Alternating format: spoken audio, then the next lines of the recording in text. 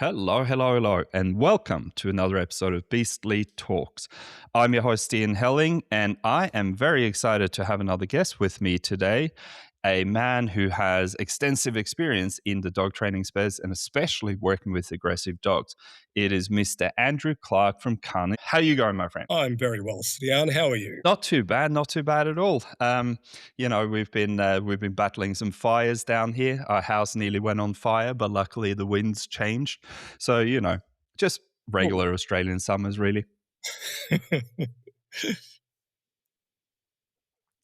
All right, so I guess just for the people that are listening, I want to talk real quick about how we actually met. So you run a workshop that is based around advanced, safe dog handling. So essentially how to deal with aggressive dogs and how to handle them without getting tuned up, I guess, at the end of the day.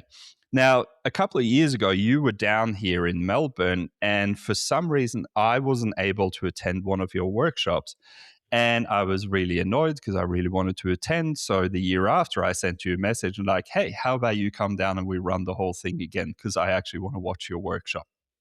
And that happened now it was November, wasn't it, that you were down, I think? Yeah, end of November, start of December, I think it was. Yeah, around that time. Yeah.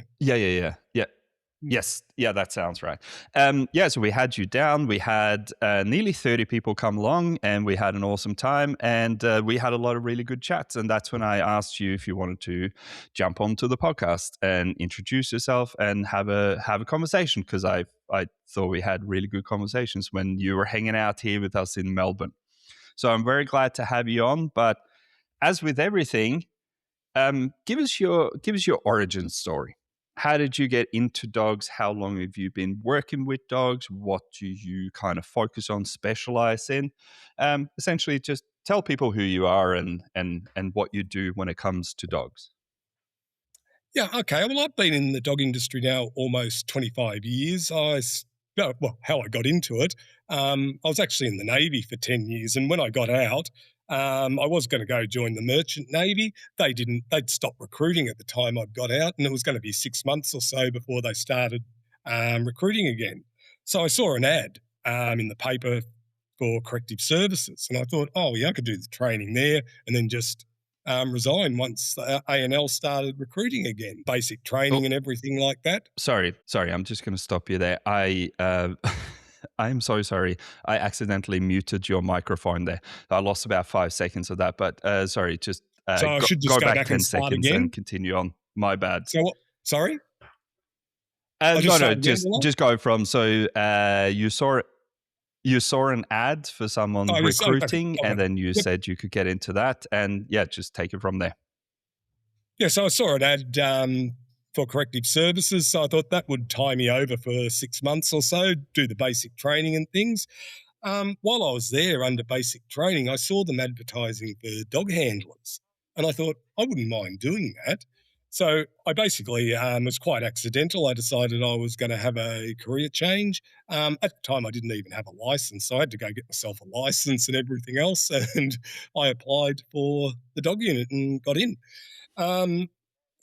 Then when the opportunity arose, I got myself into training and things like that and certified to train dogs for justice purposes.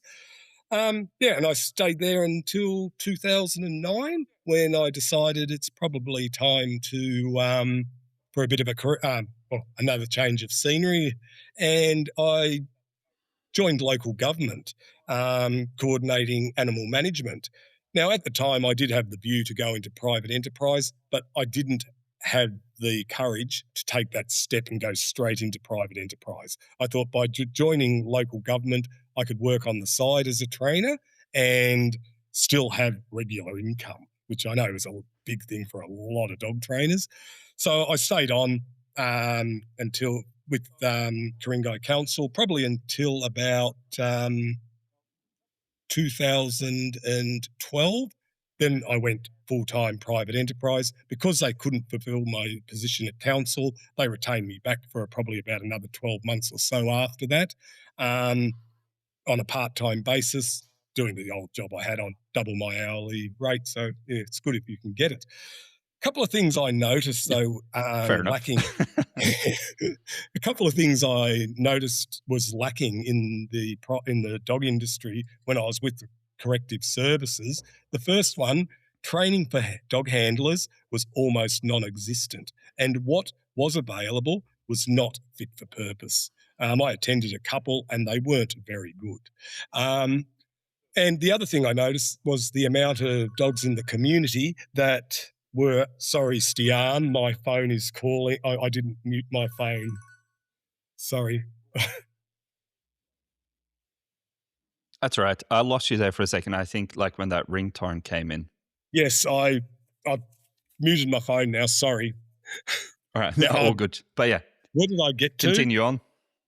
Um, So you were talking about there were poor handling yeah, skills. That like there wasn't yes, any good yeah. handling training. Yeah. There was a couple of things I noticed that were deficient in the animal management industry. Was one, training for handlers was almost non-existent, and what little that was available was not fit for purpose. I attended a couple, and they weren't very good. The second thing I noticed was the amount of dogs in the community that were accidents waiting to happen, and there were very few people apt in dealing with these issues. And as you could probably well appreciate, um, I investigated over 200 dog attacks in my time at Karingai. Most of them could have been avoided. Um, most people, a lot of people, um, were very blasé about their dog and didn't care that there were an accident waiting to happen. Others did, but didn't know where to go. This basically became 80% of my, well, those two issues basically became 80% of my workload when I went full-time private enterprise. Mm. Yep, fair enough. Now, And so sorry, go yeah, on. sorry, go. No, no, And you can. one thing that became very evident when my early days at council was the divide between training methodologies, people employing different training methodologies. I had never ever really got involved in the force-free, fear-free movement. It was something. It was something that was very foreign to me. I went to an industry meeting very early in my time with council, and Dr. Kirsty Sexel was present at that meeting. And she was making, at the time, what were some very outlandish comments to me. And respectfully, I did question what she was saying. And the response I got, I don't think I've ever been spoken to that poorly in the industry by a fellow industry professional. Basically, she said, "Oh, you are wrong. You are 5 years out of date," and wouldn't listen to and would have no more correspondence with me about the issue. And like I'd have lots of, not arguments. As you know, trainers have discussions all the time. Handlers have discussions all the time. They don't always agree. But prior to that, there'd always been respect in those discussions. This was the arrogance and ignorance here. I just thought, wow. And basically, that set up the next 17 years in the industry. That's basically what I found. There's just people are very arrogant and ignorant of the other side of the argument. Yeah, 100%. And I guess like one thing that I've particularly seen a lot in the the force free side of things, and we do have a topic. I should just mention that to everyone who's listening. But it's interesting getting into this because it actually relates to what we're going to be talking about. But one of the things that I find is very much lacking in the force free side of things is any form of nuance. They have a very clear cut, this is how everything is done. This works for all dogs, no question asked. And if you question us, we're going to come down on you like a ton of bricks. And is that as a similar experience that you've had, I presume? Yes, yes. Science is only as good as the data or evidence collected and how it is interpreted. Many forget testability is how you prove or disprove a theory. And one of my favourite quotes is, "A proposition derived from a study is disproved if the demonstration does not meet the explanation of the study." You know, when that's science, you can disprove every day of the week, but they still maintain that science is valid. You know, you're just banging your head against a brick wall. I won't even comment about a topic unless I have video evidence to the contrary, because then I can say, no, that's wrong. This is not. You can't say this is doctored in any way, shape, or form. This is what happened. And Mm, if you follow my Facebook posts, I very rarely will comment on anything unless I have factual evidence to back up my stance. mm.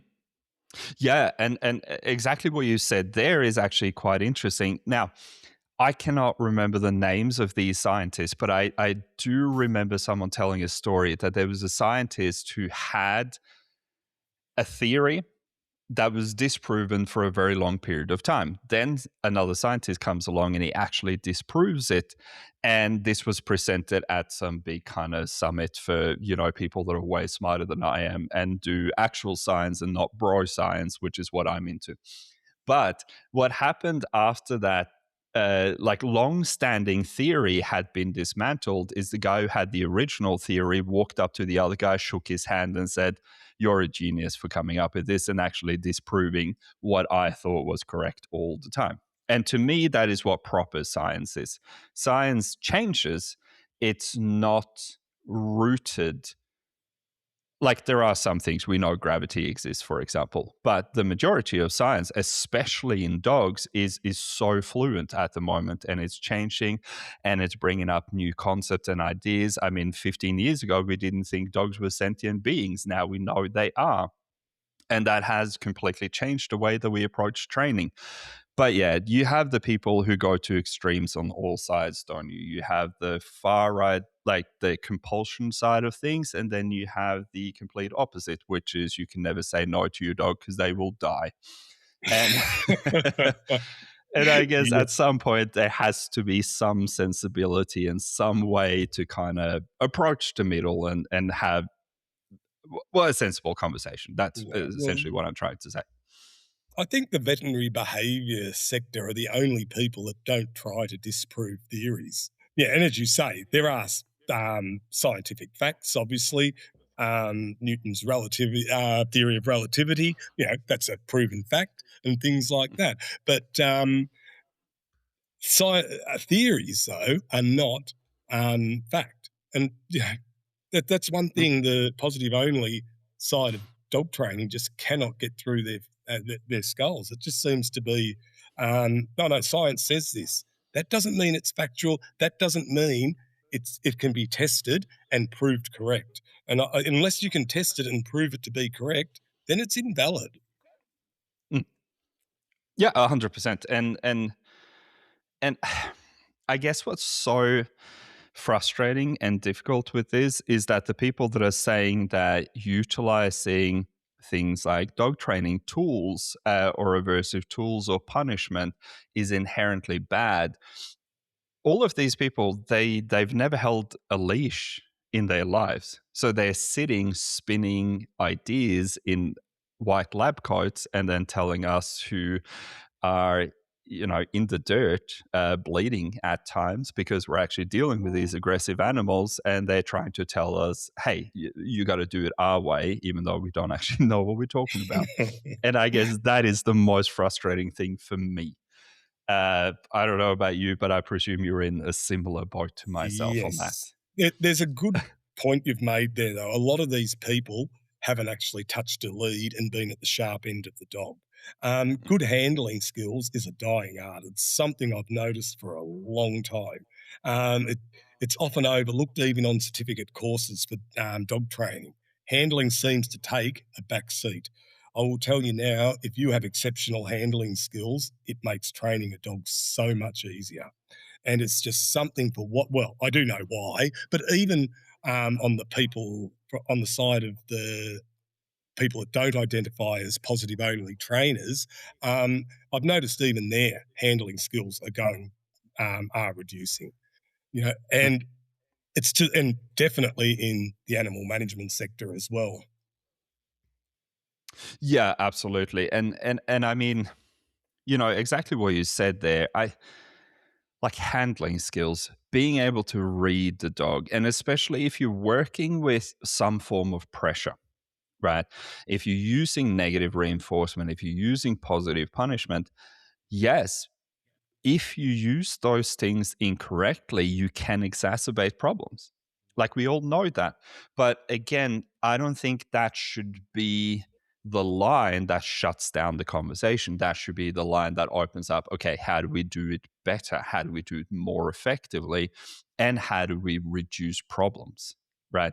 And I see so many people who they don't even understand the difference between negative reinforcement, which is to me pushing a dog into a behavior, versus positive punishment, which is stopping a behavior.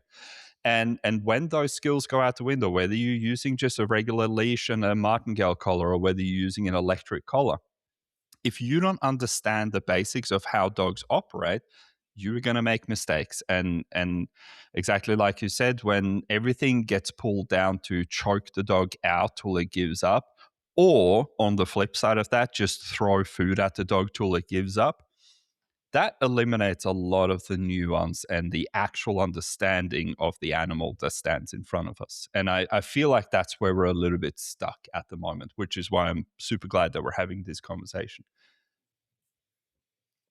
That's all very true, everything you just said there. Um,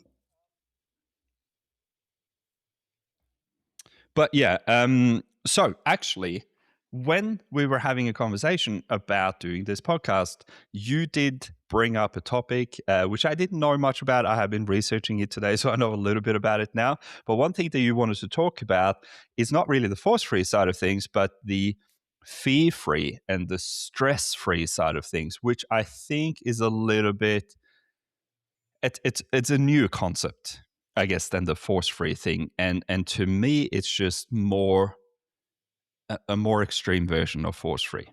I guess. Does that sound about right to you? yeah, Or look, I think it's all, I think force free, stress free, fear free, it's all very much interlocked. But actually, force free, stress free handling is something that's become very prominent in the last couple of years or more. Um, and what you were saying before, it goes hand in hand with cooperative care handling.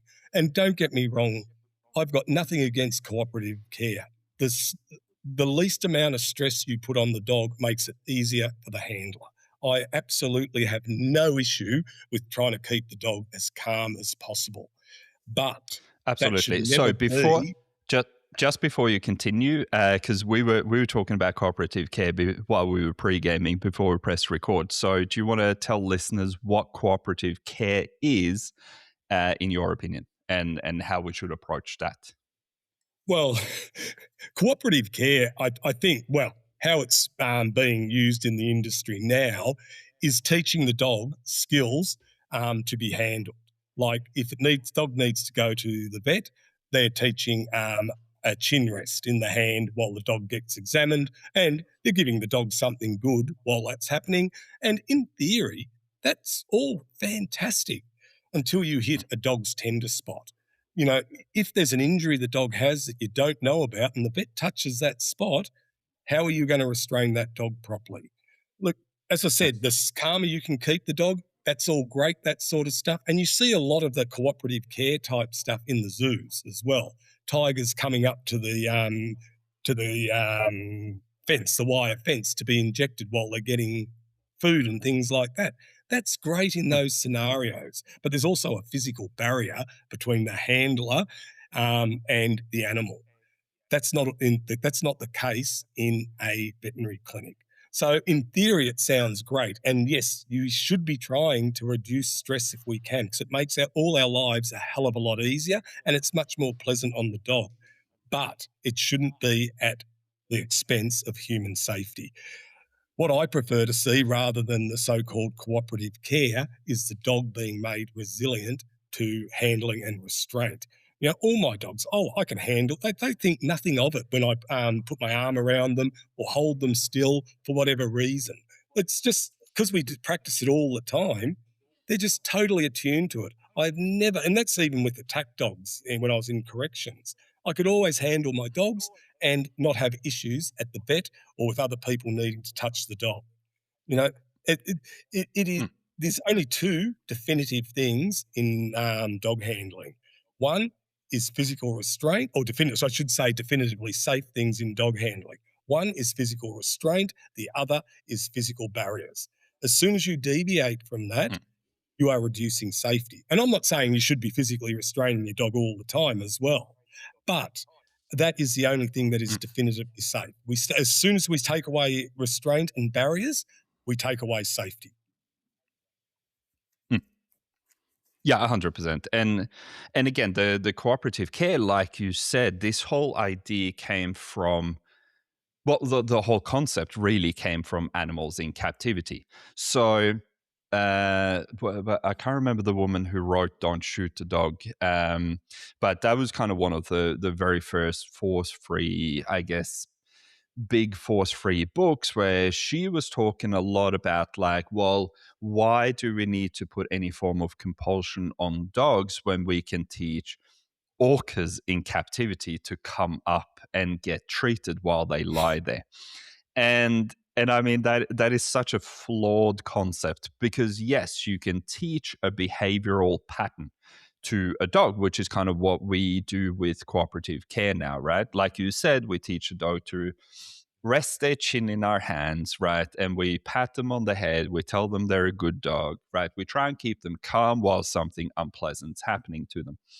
Um, but that is very different from, like you said, a tiger in captivity coming up to get a snack and a needle in its neck. Like, Yes, and the those same two with the aren't orca. really comparable. Yeah, Yeah, it's exactly, not exactly. comparable, and yeah, yeah, but they're the things that are used, and I think I told you before the before we started. That was an analogy I had a veterinary behaviourist use in as an expert witness in a court matter I was involved in. You know, it is Mm. just so far from the actual scenario we're talking about. But yeah, they just keep on drumming up the same well, Yeah. Look, I information. reckon it.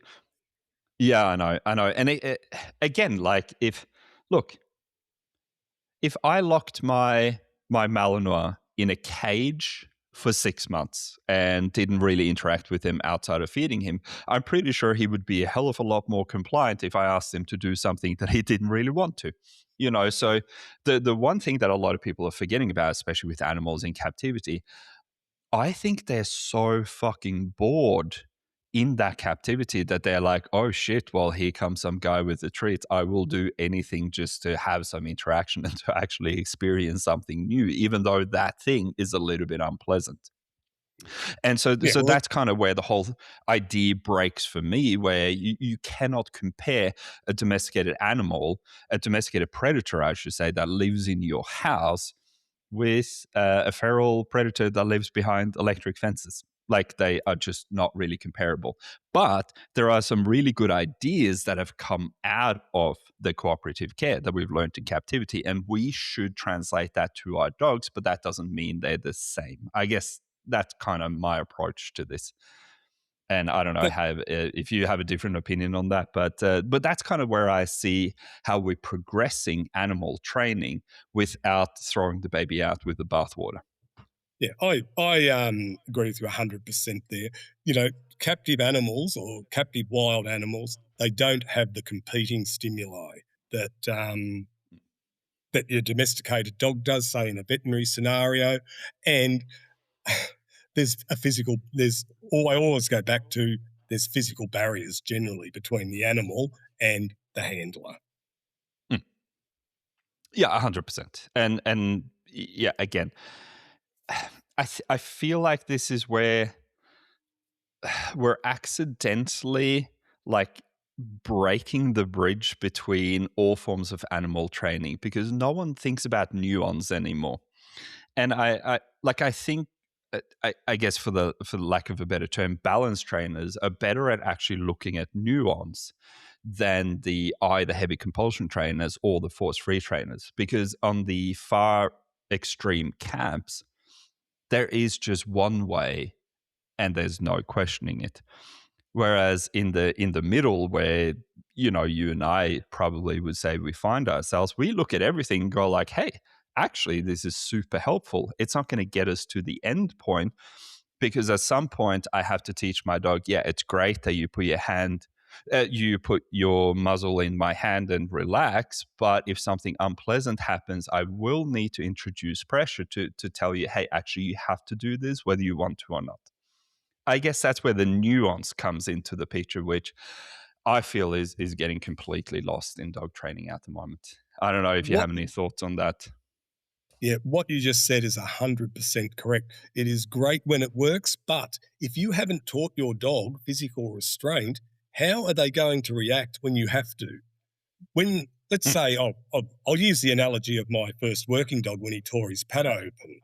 Um, he had to go to the vet to get that cleaned out and dressed.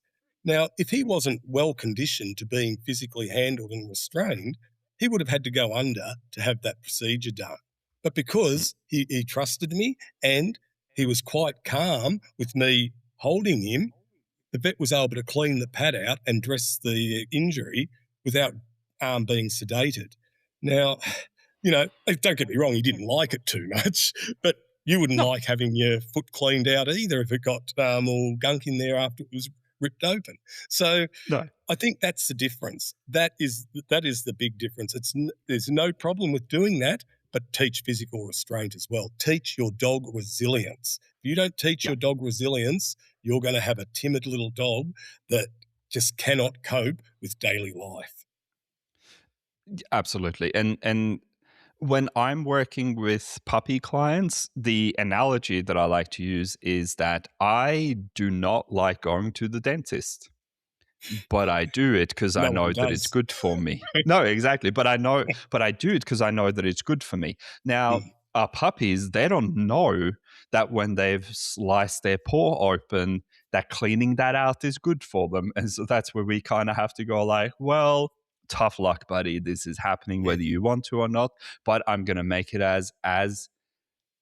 as pleasant as I possibly can or as not stressful as I possibly can.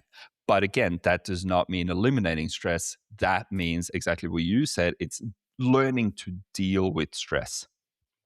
And I guess that brings us a little bit further into this. So in my research before this, I was looking up the stress free and fear free thing that has kind of been blowing up a little bit recently. And what I found was that this originally came from a woman named Dr. Sophia Yin.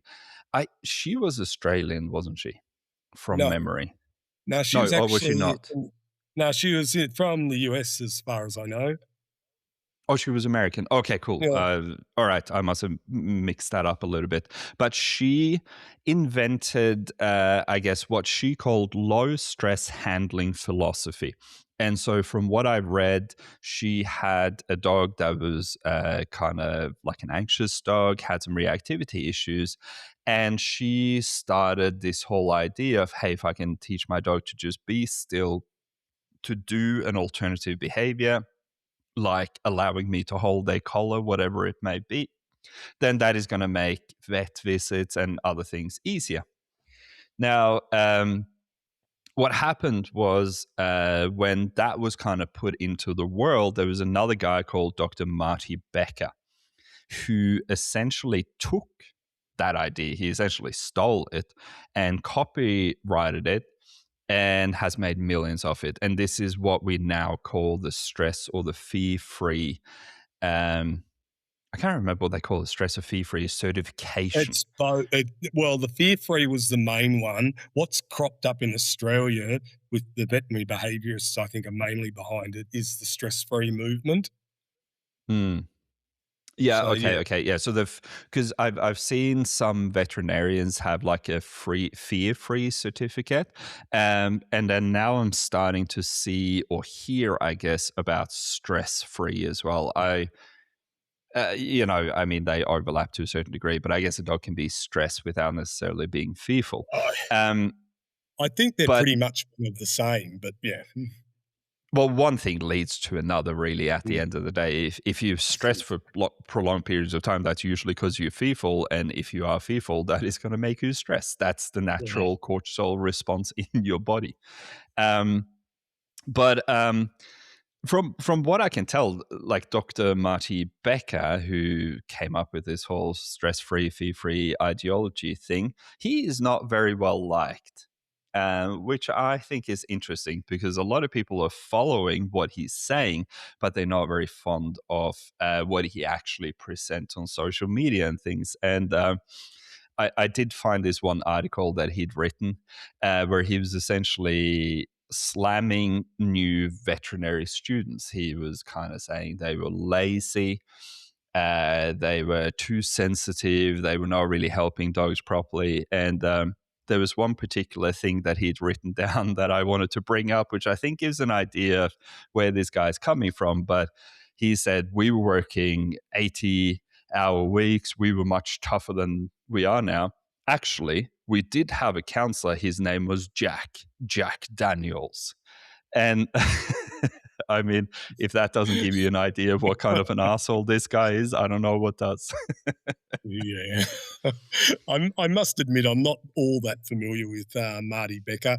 Yeah, so I can't really comment further on that one. No, and that's fine. Like this is literally Yeah. what I researched this morning, and he got a lot of pepper for that article, which I kind of totally agree with, because I think veterinarians have the highest suicide rate of all professions in Australia. I'm I not don't know sure if if it's it's in of the all world. professions, but it's high. It's higher than the average, let's put it that way. Yeah. And so it's an incredibly stressful job. And look, not to take anything away from veterinarians because they do a fantastic job and they help the animals that we love and everything. And you know, they want to help, but unfortunately, a lot of what they do end up doing is the opposite of helping. And what I mean by that is, especially in the dog training space, the veterinarians that I've spoken to, a lot of them, they feel that they're being forced into medicating dogs or even euthanizing dogs that they don't necessarily agree with, which is probably why they're under so much pressure and stress. And it's actually a horrific thing.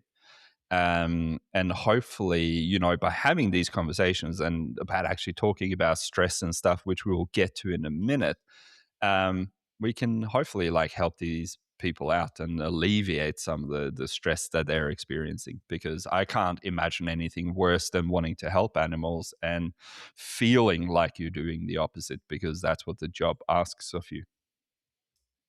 Yeah, look, that might be one of the reasons behind the veterinary suicide. But yeah, they have a tough job right across the board as well. And yes, I understand the veterinary behaviour group ARP is pushing for um, general practice vets to administer or to prescribe behavioural medication for dogs with behaviour issues. And look, I'm not anti behaviour medication. I will say that I am not anti behaviour medication. I am though when it's being prescribed in lieu of knowledge. Okay, because Mm. the vet doesn't have the skill set to implement a behaviour modification plan. And that is where I see lots of problems happening when the dog is just put on your fluoxetine, your trazodone, your clonidine, and etc. And there's no behaviour modification plan, and there's no referral. So, you know, and this is pushed also by the veterinary behaviour group because, like I don't want to bag Kirsty Sexcell out too much, but she's not necessarily an advocate for trainers doing behaviour modification plans in conjunction with behavioural medication. So you've got that sort of resistance against actual behaviour modification from the veterinary behaviour group, I've found. Yeah, and this, I mean, we're going a little bit off topic now, but I think this is a really interesting conversation. And honestly, um, the pendulum has swung too far, right? It is it. it is almost like the force free people are trying to out force free each other. And for some reason, the only thing that they perceive as being aversive to a dog is actual physical pressure applied to the dog, right? Whether that is with a prong collar, with a slip lead, with an electric collar. But I have seen so many drugged out dogs that are, I would say, under way more duress than they would be from a correction on a slip lead. Because the dogs are like, uh, they're spacey. They're not really fully aware of what's happening around them. And that is actually freaking them out more in many cases from what I've witnessed with my own eyes. Again, I don't have studies to back this up with because I'm a dog trainer, not a scientist. But I think, and this again comes back to nuance, right? There has to be a conversation about nuance where we understand that, hey, mind altering drugs is probably also aversive to an animal. We know it is to people, right? But we kind of have the cognitive ability to think our way through it and like, oh, I'm taking these medications. That's why I'm feeling a bit off at the moment. Whereas your average Dachshund that is barking at the window whenever the postman comes, suddenly he gets his food laced with something and he starts going like, fuck, I can't walk properly anymore. What's happening, right? And so there is a big disconnect there as well. Like, and again, like coming back to the captivity thing before, like these things are so different that they're not even comparable, right? And it's funny how people go like, oh, you wouldn't put an electric collar on your child, but also I wouldn't just drug them if they were being too excitable. Like, know what I mean? But That's exactly right. yeah, and I guess again we are going a little bit off track Yeah. here, but I want to talk about stress a little bit. So what we do know is that there are two forms of stress, and one of them is good, and one of them is bad. Now, the good form of stress is what we call eustress, and the bad one, most people are familiar with, is distress. So when we talk about building resilience in dogs, which is what you mentioned before, um, how do you kind of take that approach with your dogs? I know you've got a young German Shepherd at the moment. I met him. I can't remember his name, so you might have to enlighten me to that Rinty. again. But like, that's right. That's right. Yeah, yeah. So, how do you approach building stress resilience in a young dog or even an older dog that is having some maybe low stress tolerance or anxiety issues? What's your protocol for essentially teaching them to put up with life a little bit better? Well, with most stress issues, it's desensitization, systematic desensitization to the stimulus that elicits fear or stress. And you know, it is that to me, it is that simple. Exposure in a controlled environment, you start off low, you gradually build it up. To a lesser extent, maybe a little bit of counter conditioning as well, but that's got its drawbacks and its pros and cons as well. But primarily, it's all desensitization, or what I like to call with young dogs, environmentally conditioning, getting the dog ready for what they're going to encounter in later life. So everything is just water off a duck's back. Every daily event they can cope with. Mm. Yeah, And 100%. And and as and this is always, where, yeah, sorry, go. you set your training scenarios up or your conditioning scenarios up so the dog can't fail. There is always going to be a positive outcome for the dog, and you just the dog just builds up so much resilience to that. Mm. 100%. And actually, one thing to touch on there. So, what we're talking about here for anyone listening is socialization, which I haven't really done a podcast specifically on socialization, but I want to do that at some point. But socialization essentially just means exposure training. We're exposing our puppies to a lot of new things and we're showing them, hey, this is not actually a big deal. Like that big noisy truck that went past, that's not something for you to be scared of. Now, where a lot of issues I find happen with socialization is number one, And look, veterinarians are getting a lot better at this, I find. But there used to be a very hard line of never taking your puppy outside of the house until they were 16 weeks old and they'd had their last vaccination. And then the other one is don't like this idea of trying to avoid anything that's stressful. So, like, I've heard so many people say that your puppy should never experience stress. And I'm like, Jesus Christ, my dogs experience stress if they see a tennis ball. Like, if I didn't teach them to cope with that stress, they would be absolute nervous wrecks. So, Yeah. what are your thoughts about that? You should never shelter your dog from stress. You teach them how to cope with that stress. As I said, in a controlled environment, if it, well, it's totally, if it's because of anticipation they're about to have a game or play, that's obviously a bit different to if it's an aversive stimulus. But how you deal with stress in the first instance, let's say a dog has had a nasty incident, they're a puppy, a big nasty dog's rushed up to them and barked at them. It's, that can be a very stressful incident for a young dog. I wouldn't be trying to shelter my dog from other dogs after that. I'd be finding dogs that were nice and calm, and I would be exposing that dog over and over again to those dogs. And then you start building up again. Because with training, you're going to go 2 steps forward, 1 step back all the time. You can't control what's around the corner. So your puppy is going to meet other nasty dogs off lead and things like that. It's how we deal with that, though, in the first instance, may dictate how that dog reacts to other dogs for the rest of its life. If you take that dog away and let it fester, and the dog thinks all these dogs are big, nasty things that are going to hurt me, guess what? That dog's going to learn to fight back one day, and you're going to have issues.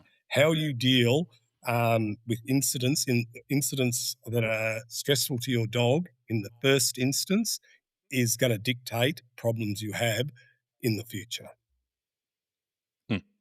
100% spot on. And exactly what you said there. One of the things you said there is super important, and that is we cannot control the environment around us.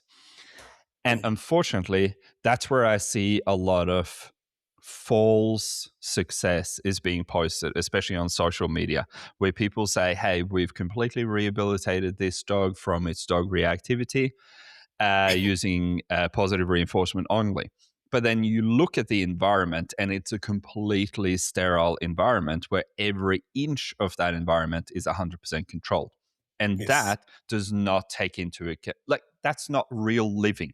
If you No. lived inside a bubble for 50 years and then suddenly you walked out of that bubble, you would collapse. Like, that's just kind of how life works because you never learn to deal with anything, right? And so this is where a lot of the false narratives with this fee-free, force-free stuff is unfortunately being perpetuated and sold as the kinder method, I guess. Whereas to me, pushing a dog through difficulty and rewarding them big at the end of it, yeah, sure, it's stressful in the moment, but it sets the dog up for a life without stress afterwards. I can only agree with you 100% there. Yeah. And so, okay, so now while we're on this topic, flooding. I want to just talk a little bit about flooding because I'm sure you've experienced this as well. But so many of the dogs that come to me, and especially dogs that have been raised force free, they've never been told no, they've never been put in a situation that is uncomfortable and taught how to deal with it. Um, they are flooded essentially if they leave their house.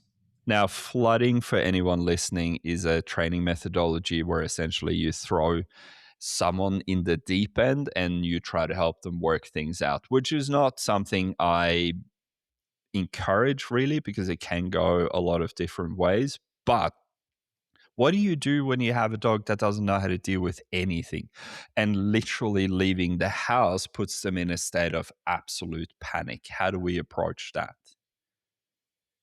Yeah, look, flooding's an interesting concept, and I wasn't expecting this one to be brought up today. But for those that don't know, flooding is just another form of desensitisation. The two forms of desensitisation, obviously, systematic is one, which simply means incremental desensitisation. Flooding is you don't have any increments. So if you had a sphere of spiders, flooding would be me putting a spider on your hand and saying, deal with it. All right, Yeah. it generally isn't going to go well. Okay. Um, with dogs, yes, you try and avoid it. But obviously, I'm not going to go into those occasions now.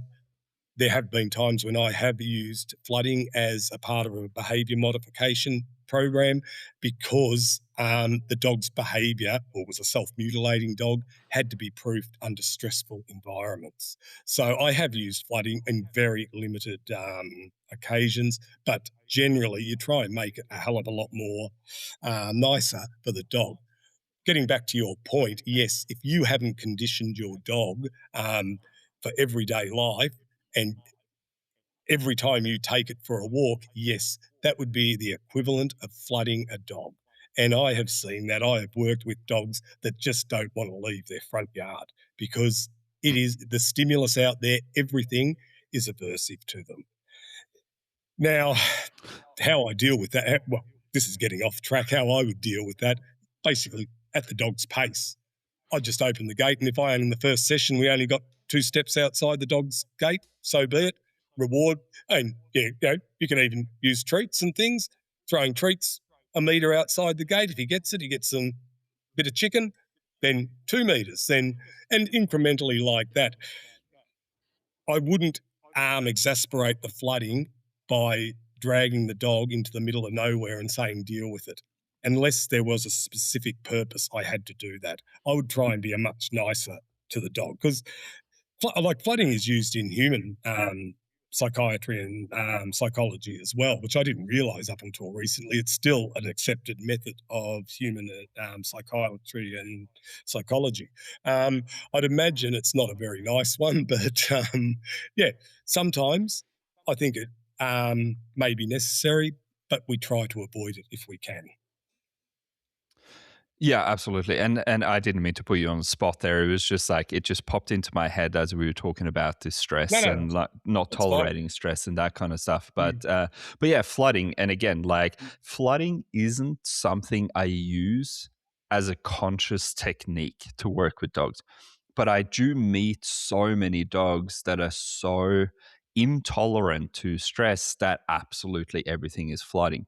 And I guess, like what you said, is you try and make it as small and incremental as possible. And very often, what I do with these dogs, I just take them somewhere and I sit down for half an hour, and that's all we do. We just sit there, and after a while, what happens is the dog has a panic attack right off the bat. They might be hitting the end of the leash. They might be barking, but eventually for every, like, say if you have a dog that's scared of traffic, for example, for every car that goes past, the dog kind of does realize that, hey, this thing that I'm terrified of isn't actually killing me or hurting me in any way, form, or shape.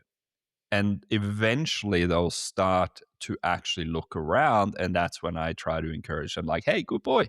We can just sit here and do nothing. And it's actually not a big deal. And yeah, a little bit off topic, but I thought Yeah, that was a cool thing to actually but the bring into the conversation at the, that the point. car one's actually quite good, because you can, busy road, you can go 10 meters to start. You can make that incremental as well. Mm. So, Yeah, yeah. absolutely. Absolutely. Mm. 100%. Um, all right. So I want to. So we've talked about cooperative care, and now I want to talk about the next one, which consent. Consent in dog Yes. Well, I training. think I told you before we were having a talk before we went on air. Um, Yep. And and it again, is, I just want to, cooperative care and consent is almost always written out together, and I mean, consent is such a ridiculous concept in dog training, but I would like to hear your take on it and how you feel about look, it. I'm not sure. Like, okay, I am sure how you can get. Look, if you say, "Come on, time for a walk, mate," and the dog comes up ready to put his head through the collar and things like that, I suppose that's consent. Um, what I've seen now, and like I know this is in the fear-free, stress-free shelters, consent's a big thing with the dog. And look, each to their own. If it works, great. If it doesn't, though, you should be looking at your procedures, which we'll get into later. But I have seen it in the animal management industry now recently, and it's somewhere I thought it would never occur. And this was in a regional council. Um, and the kennel manager there was asking the rangers to get consent from the dog before they removed a dog from the crate in the back of the ute. Now, I'm not sure how that is achieved. Now, if the dog doesn't come to get his head through the noose, do they just say, okay, you just stay in the back of the hot car in 30-degree heat? You know, to me, it is just absolute lunacy. I just cannot believe that you could be employing that type of methodology in animal management. You know, the kindest thing for the dog would be to get him out and get him settled in the kennel as quickly as you could. The longer he's in the back of that unfamiliar environment, not knowing where he's going, you know, the more stressful it's going to be on the dog. And yes, it's going to be stressful in the kennel as well. Don't get me wrong, but at least he can decompress and wind down in there. Until he's in there, though, he's going to be in that heightened state of arousal. So, and it was just something I never ever thought I would hear. And it's also, and just on a side topic as well, I hear from a lot of people that work in RSPCA shelters and things. They're not allowed to correct the dog. Even if the dog is jumping up and nipping at them, they're not allowed to correct the dog. And this, to me, I don't know how Safe Work New South Wales don't come in and do something about this, because you have to protect yourself. You can't be going home with welts and cuts all over you. This is all part of that cooperative care, asking for consent type. It's just, yeah, it's all well and good until poo hits the fan. Yeah, that's a nice way of putting it. Uh, Mm. yeah, no, and again, it's what I find so frustrating and ridiculous about this conversation is that whenever a concept or an idea is accepted, like say for example, saying no to your dog makes them fearful and aggressive, and people just go like, "Oh yeah, that makes sense." Now it doesn't stop there. Now it has to go to the next point. Now you have to go like, "Oh, you should ask your dog if it's okay to tell them no." And you're like, "No, no, no." I do you find that people forget that dogs are fucking apex predators? Because I find Look, people forget that a lot. look, I just don't understand the whole concept of not saying no to your dog or marking undesired behaviour, whether it be with a verbal or no. Marking undesired behaviour is just so important. And I think the force free community called it no reward markers a few years ago, because it wasn't a correction, it was a no reward marker. I've got no problem with that. The dog understands he ain't going to get anything. If you used to jump on me, you go, you jump on me, you get nothing. You don't get a treat, you get nothing. All right? That I don't have a problem with that. It's letting the dog know what you're doing is undesirable and no good is going to come out of it. You're not going to get what you want. So, it is a marker, just like a positive marker. I just do not understand the concept that it can make your dog aggressive. Now, if you're hitting your dog with a stick, yeah, okay, maybe that may make the dog aggressive. But using markers, it's communicating with the dog. It is the most ridiculous argument I have ever heard. Don't say no to your dog for undesired behaviour. It just, science doesn't even back it up. They talk so often about science. Well, it's a negative marker. Guess what? Science says yes, they do work. Yeah. And I think even more interesting is when people put a leash on the dog and they hold them back from getting to something and they say it's not punishment. And I'm like, that is by definition negative punishment. You're punishing the dog now. Right. Yes. And so this is where like but this is where ideology takes over science, right? So they claim to be science based in everything they do, but the words they're using or the methods they're using are actually the exact opposite of what they're saying they do. And I feel like this is where a lot of the headbutting comes in, and a lot of, I don't feel like we should be having this conversation, but we are, right? Because people are actually actively saying the opposite of what is true. Mm. Now, that being said, this is a moral dilemma for you, and one that is very often promoted widely in both different directions. And I just want to hear your thought about it before we get into your final little spiel, which I am going to prompt you into. But the moral dilemma is this: what is better? Is it prolonged lower levels of stress, or is it higher levels of stress for shorter periods of time? This is something that I hear people talk about very often, right? If we just shelter the dog from stress, if we never let a dog, reactive dog, see another dog, people think that they're actually being kinder to the dog. In my opinion, that is completely false. But I would like to hear your opinion on, prolonged low levels of stress versus high level of stress for very short, clear periods of time. Well, you're not going to get any arguments from me there. Shielding a dog from adversity teaches them nothing. Teach your dog to cope with adversity. Teach them resilience. You know, and this goes all into they'll be better off. They'll be better able to cope with the groomer. They'll be better able to cope with the vet because you've taught them resilience. They're not. They don't have the eggshell thin nerves. You know, some dogs are born very nervous. You would have seen that. Some dogs are very bold. Some dogs are very nervous. Just because they're born very nervous, though, doesn't mean you can't improve their nerves. You can't, if you teach them resilience, you expose them in a controlled environment to the things that they're going to encounter in their daily lives. Okay, they may not never be like the dog that hits the ground bold and frightened of nothing, but you can still make them function quite well in society. They can still Mm, go to the groomer and not try and eat them when they touch their pads. Um, mm, they can still go to the vet for their injections and not try and maul the vet when they inject them. You know, mm. yeah. Oh, look, it is something that, yeah, I'll leave it And there because yeah, it's yeah, going to open up and another can of worms. yeah, maybe this is a conversation for another time. But yeah, I guess. Look, if you ask me, if I would rather be punched in the face once or locked in a container for 3 months, that's a very simple answer for me. I'd much rather be punched in the face than locked away, and Mm, kind of sit there with my anxiety and feel that all the time. Might be a bad example, but I'm not saying no. we punch dogs. For anyone who decides to take this out of context and post it, I'm not saying we punch dogs.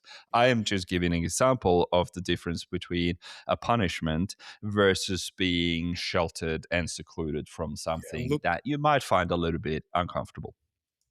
corporal punishment was still in schools when I was growing up, and you used to get the cuts when you were bad or caught fighting and things. Classic. I would much rather get the cuts than what happened afterwards. Because my second few years in school, um, corporal punishment was made illegal. So instead of getting the cuts, which hurt for a few seconds, you got detention. That Mm, hurt a lot more. I'll tell you that now. Instead of kicking the footy or whatever, um, you had to sit there for a week in detention, helping the cleaner polish the taps in the science room. You know, I know what I'd rather have. yeah. Oh, 100%. And Matt, if my Malinois could talk, and you ask him, would you rather get a high stim on an e-collar or get locked away for 15 minutes? There is no doubt in my mind he was like, dude, give me the e-collar 100% of the time. Oh, it's like going back to like the dog, what you were saying before, what's aversive to the dog? The dog decides. And the worst Yeah, thing I can do to my dogs is withhold play. If they know I've got a yeah, tug in my hand and I'm not playing with them, that is that is the punishment. That is the ultimate punishment I can do for my dogs. Oh, I can inflict on my dogs is withhold play because they just yeah. live for it. Oh, 100%. Yeah, 100%. And it's the same as like, I guess holding back cocaine from an addict. You're like, that is way worse than pinning them to the ground and slapping them in the face. I wouldn't know. I couldn't All right. comment on that one. No, fair enough. Me neither. I have seen some fucked up people in my life though. So, but we're not going to go any further into that now. I want to get into the final bit. And this is something that you talked extensively about in the workshop, which I found really interesting. And that was you were involved in a court case as an expert witness from memory, or you Yeah, did an that's assessment correct. of a dog. Yeah, yeah. Yes. And you did an assessment of a dog that had already been assessed by someone, I guess, more on the fee-free, force-free side of things. And do you know what? I can't remember everything, so I'm just going to hand the story over to you. Yeah. 'Cause I just remember it being super interesting, but I can't remember exactly the This details, so I'm look, not going to mess it up for you. this matter I was involved in a couple of years ago. It went from 2023 to 2024. I was under cross-examination as an expert witness for some 14 months over 3 separate days in court. What had happened, a dog had been rehomed into a rescue. Um, Initially, it was only there for about a week. They sent it. They rehomed it after a week, but it was returned because when the owner was playing tug with it, it redirected onto him and ripped his pants. The owner thought, "No, too much dog for me," returned it to the rescue, which is fair enough. Now, this is interesting to me because I had the behaviour notes of the dog while it was in the shelter given to me so I could formulate a thorough report. Now, there didn't appear to be a hell of a lot that was done to address the dog's impulse control issues. Like that was born, the incident that happened with the owner that was the dog was rehomed with was obviously born of lack of impulse control. And they even conceded the dog lacked impulse control. But nothing I could see in the behaviour notes was done to actually address that impulse control, the hyper arousal of the dog, because that's when things happened, when the dog was hyper aroused. Now, there were a number of incidents in this shelter with the dog over probably a 12-month period. That was the dog redirecting onto handlers, hanging off their raincoat. There was one inside a yard where it had attached to a handler's treat pouch and the handler couldn't get it off. The manager of the shelter decreed as a management strategy when dealing with this dog, everyone should take treats into the yard to lure the dog off if the same thing was to happen. He basically recommended the exact same method that had just failed in managing the behaviour of this dog. I found it absolutely, yeah. But anyway, that's beside the point. The dog was rehomed a second time, and I did question in my report to the court what had been done to address the dog's impulse control issues. Um, the dog was with the new owners a number of probably, I think it was 3 or 4 months. They did report the dog's behaviour was getting worse. Witness statements from the neighbours reported the dog was trying to attack them through the fence, was trying to attack people in the street. Ironically, there was a trainer coming out to look at the dog the day after this incident happened. But unfortunately, a neighbour walked into the yard, the dog escaped through the front door, and the dog attacked the neighbour and inflicted quite serious injuries on her. Now, I'm not going to get into the legalities, but council attended, put a notice of intention on the dog to declare dangerous. The dog was rehomed back to the shelter. Now that was illegal, and and the old owners were prosecuted for that. But the dog stayed with the shelter. Under New South Wales law, there was a presumption to destroy the dog. The shelter, being a no-kill shelter, was contesting the destruction order on the dog. So originally, the shelter got a high-profile veterinary behaviourist in Jackie Lay to do an assessment on the dog. Now, basically, when I read her assessment, because I read her assessment before I actually conducted a assessment of my own, And there was no scenario she put the dog in where behavior could be observed other than the dog walked on a lead and was friendly with her, after a period of time. The, the behavior of the dog was never really tested, and I found that quite unusual. But she did say the dog appeared friendly. In response to what had happened, because you can't say a dog's friendly when they, without provocation, attack another person. But she insinuated in her original report, which she later um, amended, that the victim may have provoked the incident by screaming when the dog ran up to her. To her credit, she did actually recant on that statement. I was retained by the council as an expert witness. I went and assessed the dog. I did video everything, and that was a smart move because they couldn't really challenge what they were seeing. Now, I was very critical of how the dog was being handled for a health check. The handler appeared to have no understanding of dog safety. She was allowing the dog to mouth her hair, and this is a dog that had scalped a woman. She was allowing the dog to bite at her hair. She did not pick up the dog was becoming hyper aroused. And that was one of my biggest concerns.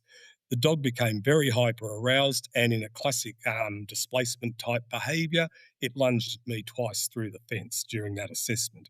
I had to call a stop to the assessment because the dog was getting too aroused. Now, that was bad enough. And, like quite honestly, I thought all my Christmases had come at up once when the dog did this because I didn't direct her on how the assessment should be done or anything like that. It was totally up to her. I was critical she didn't have the dog on lead as well. She couldn't control what the dog was doing. Later in the assessment, the dog was tried without provocation, was lunged at the owner of the shelter. So basically, my report wasn't too favourable, and I did question the procedures for training staff and the handling competence of the person performing the handling during the assessment. In court, I think it was actually the second or third, I don't know if it was the first or second time we were in court. It might have been the first. Anyway, I think in an attempt to alleviate what I was saying about their handling being poor and their procedures, the shelter wanted to introduce their procedures manual or their handling manual to alleviate my concerns. So court was adjourned for me to assess the handling manual. And basically what I saw there was it was not a fit for purpose manual. Handler safety seemed to take second priority to the dogs. And dogs, they were actually told if a dog was jumping up and biting on them, just stand there for 10 seconds and allow it. Now, if that was a decent sized dog, you could have welts all over you in 10 seconds. Then they said, turn around if it keeps going. So the dog can chew both the front and back. And then they say, leave the yard if that doesn't work. And it was sort of like, you've got to be kidding me. The dog isn't going to associate the handler leaving the yard after 20 seconds or so as a punishment for jumping up. If the handler might have left as soon as the dog became hyper aroused, maybe, but not after 20 seconds. And apart from the just standing there and letting a dog do that is dangerous. And the only real management I will also call it a management technique for dealing with hyperarousal that is mentioned anywhere in the manual was redirecting with a treat or a toy to an alternate activity. It's like if the dog got too aroused, redirect them with a treat or throw a toy. And obviously that's doing is redirecting arousal because they weren't asking for anything in return for that toy or the treat. So I was very, very critical of that.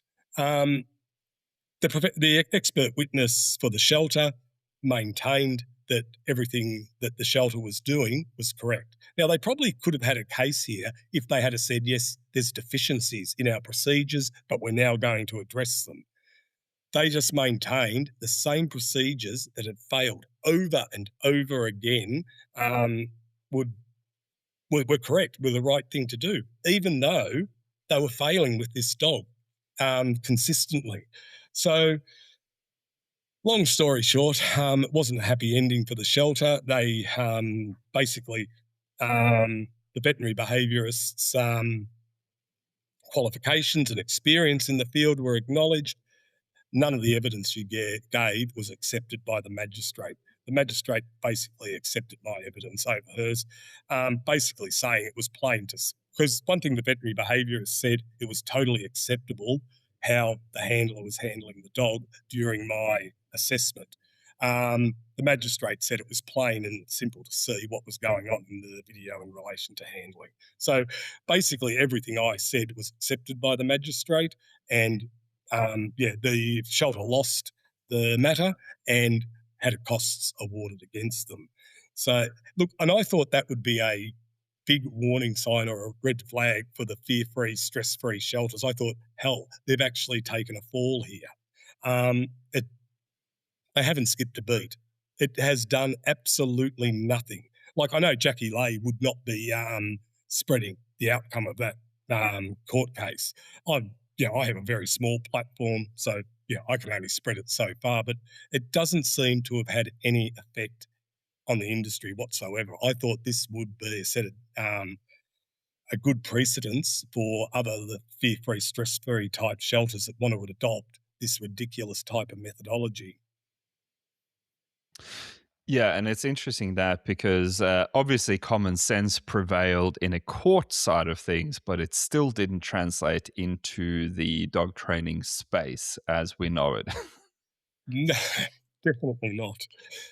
And it's funny because I can't tell you how many times I've heard people say, like people that I've gone to work with their dogs and do one-on-one session with them, and they're like, "Oh, the biggest issue is my dog jumps on everyone and it's kind of scratches at them, and we've been told to turn around and ignore the dog." And I'm like, "Oh, great! So now you got scratches on the front of you and the back of you. That sounds like a good approach." But that's been going around for years. Turn your back on the dog and ignore it. I'm thinking, you've got to be kidding me. You know, physical barrier. And obviously, this is a common problem when I used to work with the shelters, the boarding kennels and things. One of the methods I taught all the staff was using their lead as a physical barrier if the dog was jumping up. Stay facing them, use the lead as a barrier if the dog's jumping up, get out of the kennel. Or if you can't open the latch to get out yourself, call for help. Sight sound policy. So, it's just such a simple technique as something that all dog handlers have on them is a lead, and you can just stop that dog from jumping on you and not sacrifice your safety. Yeah, absolutely. And look, I know we've been going on for a while. I'm not going to take up too much more of your time, but this has been a very incredibly interesting conversation. But one thing that I kind of want to finish on is now I don't have children myself, but one thing that I find is so interesting is that humans are they're such naturals at using punishment with other humans, whether that's children, whether it's adults, whether it's in a corporate setting, whether it's, whatever it may be. Like, we are so proficient in the use of punishment. But the second it comes to our little fur babies, then like, oh my God, you can't say no because you'll destroy the dog for life. What do you think? wh- How did we get to this point? How do we get to this point where every living, thinking, feeling being is hardwired to move away from punishment and towards reinforcement? That is just the basis for life. And now we've gotten to this point where we have put up such a think tank that we are now stuck in this idea that if you if you stop your dog from hurting you, then you're an abuser. How do we get to this Yeah, point? What are your look, thoughts? I think it hasn't happened overnight, but like when I first told you the first incident I had with Kirsty Sexcell, this force-free, fear-free movement was probably only 5 to 10 years old, because I was told I was 5 years out of date. So I'm assuming that's about when it all happened. Um, so I think it has happened gradually, but you hit the nail on the head with the statement you made before. A lot of people in the industry are trying to out force free each other. and who can be the least aversive to the dog. Instead of practicing something like I love Lindsay's Lima principle. I think that's fantastic. You know, least intrusive, minimally aversive. You know, I don't think you can go far wrong with that as a dog trainer, um, with a couple of exceptions. But to to take all punishment away, it's I don't. You just can't. Undesired behaviour. The dog needs to be communicated. Undesired behaviour. Teaching alternate. I mean, I think that's another reason why they go. You don't need to say no to the dog. You just got to tell them what you want them to do instead. Okay, and even if they do, if they're jumping on you and you say sit and they sit, great. But has that extinguished the behaviour of jumping up? You know, so yeah, I'm not going to say, I'm not going to make a totalitarian statement there. All I'm going to say is a lot of dogs it won't. Okay, a lot of dogs won't. It's like a lot of things. Redirecting with a treat off a stimulus may work with some dogs on some occasions. Is it something I want to adopt as standard practice? No. And if you're dealing with Lulu, the naughty Labrador that steals food off the bench top, you know, no one's going to get hurt with that method, okay? It might not work with the dog. Lulu 10 years later is probably still stealing food off the bench top, but no one's getting hurt. In a shelter environment with dogs that are quite sharp, that's to me, it is negligence, it is stupidity, and WorkSafe should be coming in to investigate these organisations because they're putting their staff at risk. And I see it all the time. I'm privy to a lot of things the average person wouldn't come across because I work with so many councils. It's well over 150 now from Adelaide up to far north Queensland. I have a lot of feedback from incidents that happen to staff. That these are incidents that are quite tragic, but they'd never make the newspapers. So I don't think people understand the extent of this problem. Even the shelter I was just referring to before, I got the barristers to subpoena their workplace injuries in relation to dogs, and they just had a ridiculous amount of workplace injuries um, uh, from dog bites. I could not believe, because this is an organisation too that screens their dogs before they take them, and I can understand a relatively high number of injuries happening in council pounds where they're just getting dogs that are feral, are absolutely off tap, and they're not happy because they're being contained and everything else. Um, this shelter had higher instances of dog bite than a lot of pounds do. So, yeah, uh, it is the force free, Yeah, stress free it's movement is a problem. and I guess just to kind of finish out the conversation a little bit, which is one thing that I feel like I'm seeing a lot happening at the moment is this idea that if you cannot handle a dog without some form of aversive control, and aversive control, what we mean by that is, having some form of aversive tool on the dog that we can direct the dog with, then the answer to that is to eliminate that breed of dog.